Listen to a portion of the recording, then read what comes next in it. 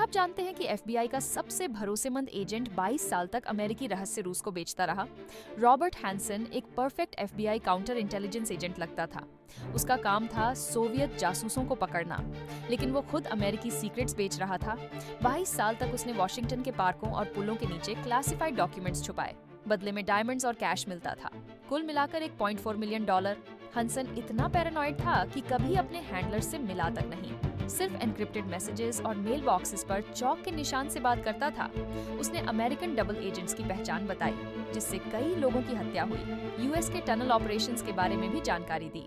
2001 में एफबीआई ने $7 मिलियन देकर रशियन डिफेक्टर से उसकी फाइल खरीदी। वर्जीनिया के एक पार्क में क्लासिफाइड डॉक्यूमेंट्स और पेमेंट बैग के साथ गिरफ्तार हुआ।